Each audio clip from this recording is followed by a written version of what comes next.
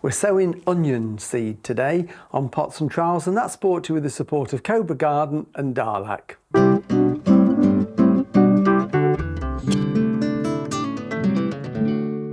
This week I'm going to do a little bit of seed sowing, and although it's very early to be sowing seeds, if you're going to grow some onions, you can actually start to sow them from late December right the way through until February, if you've got a greenhouse or somewhere that you can give them a little bit of protection. In fact, the keen growers that want them for the show bench would often sow them on Boxing Day, and I had an uncle that used to do exactly that, and I think really it was just a bit of an excuse for him to get out of the washing up. So I'm going to have a go this year at growing these. These are mammoth red onions from Robinson's up there in Lancashire. We saw them at the Malvern Autumn Show, if you remember, and if you want to see that video of their amazing vegetables that they had on display, you can find that on our YouTube channel, where you can subscribe for free, of course. And I'm going to sow them now, and it will give them then a good long growing season. And from next week, of course, the days are gradually now going to get longer, so the seedlings will get increase in day length. So really easy to sow, but you do need just a little bit of gentle heat. So I've got my packet of seeds just here. So we'll put those just there for a second. What we need are some containers.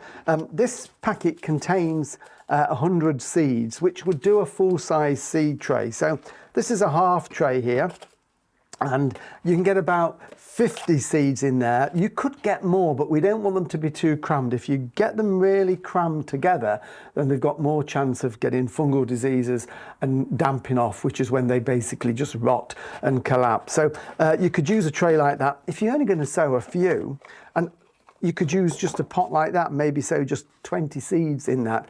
The good thing about onions is, if they're fresh when you buy them, they will last for the next season as well. So as long as you seal them up after you've sown half, you can save those for another time. So I'm going to sow them in one of these small trays here.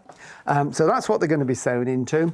And then we've got the compost. Now, we need a good quality seed compost for them, and this is a peat-free compost with some added loam into it, which makes it nice and friable. It will retain the moisture a little bit. And one thing you can also do, if you're using a peat-free compost, I like to just break up any lumps in there first, is you can add a little bit of perlite. Now, perlite is expanded volcanic rock, and what that will do is help with drainage. So if you've got a compost that does go a little bit wet, stands wet, that will help the drainage, but it also helps to get some air into that compost as well. So I'm only going to put just a small amount in like that, and you don't have to do that. That's only if you feel that you need to get a little bit of drainage and aeration into the compost. And I'm just going to mix that in like that. So we can then fill our seed tray. So nice loose compost, lots of air spaces in there, which is great. Little seed tray, and then we're going to just pop some of that compost into there like that. Level it over, and I think it's really important that we take a bit of time preparing the compost. You know, this is like the nursery bed for our seedlings. So I'm just going to level that out just lightly. I'm not pressing it down with my hand, so it is roughly level with the top of the seed tray. Get rid of all that spare compost, and then give it a good tap, and that has settled a little bit. And then I use little blocks, and I'm just very lightly just firming it, and that just gives me a nice even level surface on which to sow. We don't want it all up and down humpy bumpy. So that's still got a nice bit of spring in it. I haven't compacted it too much. And that is now ready for sowing. So, packet of seeds, and let's get them open. Now, how you sow really depends on you. Some people scatter them straight out of the seed packet. Some people like to put them on their hand. And let me just show you what the seeds look like. Okay, so we've got this beautiful late winter sun today. So there's the seeds. So black angular seeds, you could almost sow them individually if you've got dry fingers and not covered in compost. So I'm just going to sow those thinly. Now that is, I'm going to put the whole packet there. So there's about 100 seeds there. So I'm going to aim to sow half of those. So I'm going to actually put half back, roughly half, back into my little packet. So I think I've got about half there, which I'm going to sow evenly. And that's what we need to do, is just sprinkle them very thinly. Now, you can't see these. I'm struggling to see them myself because we've got black seeds on a very dark compost. But the idea is to get them as evenly and fairly thinly over the entire surface, like that.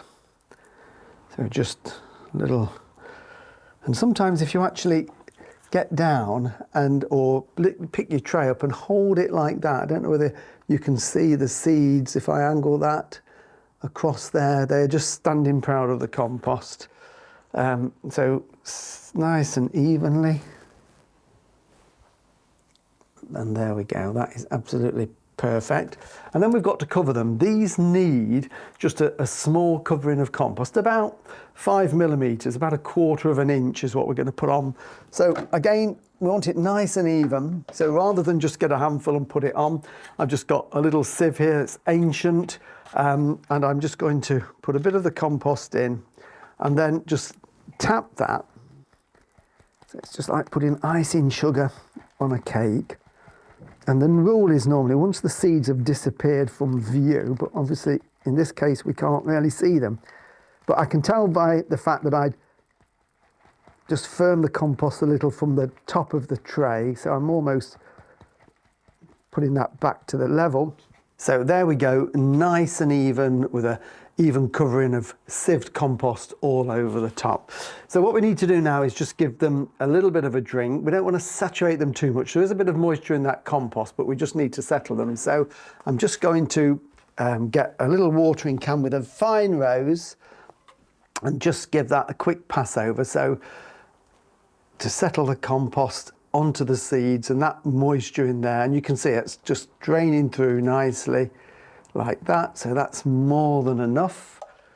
And then we've now got to germinate them, a label as well. Don't forget, if you're sowing several, put your label in there. Now, these need a little bit of warmth. So we're here in my cold greenhouse. There's no heat in here. It's quite warm today with the sun shining, but at night the temperature drops. And what these need now is a constant temperature to aid that germination. It takes about 2 weeks for them to germinate.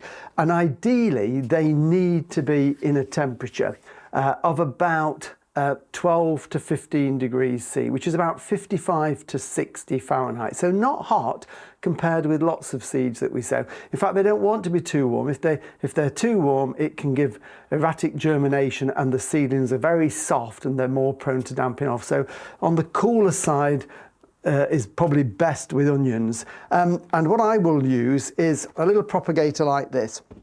So this is just a small electric propagator that I can plug in. You can do this on a windowsill, or if you've got a conservatory or a bright room, it's fine inside. I'm going to use them in the greenhouse here because I've got a PowerPoint.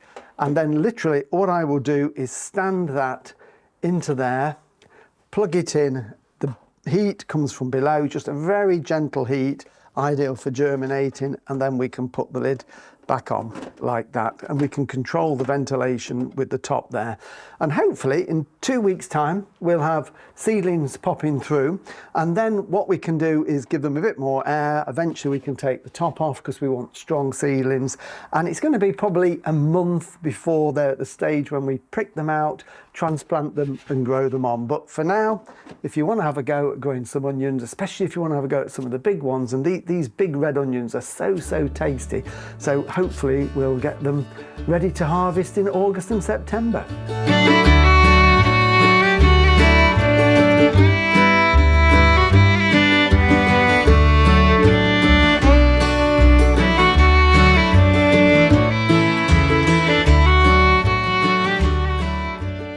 Well, thank you for watching Pots and Trowels, and it's nice to think that we've started something off for the new growing season. And don't forget, you can also listen to our weekly podcast. Bananas and my ginger. So the whole things have got to be put together and tied within 3 seconds. Which we cover all subjects of gardening and answer gardening questions. And you can get that, of course, from your normal podcast provider. We'll be back again next week doing some practical jobs in the garden. So we'll see you then. Bye.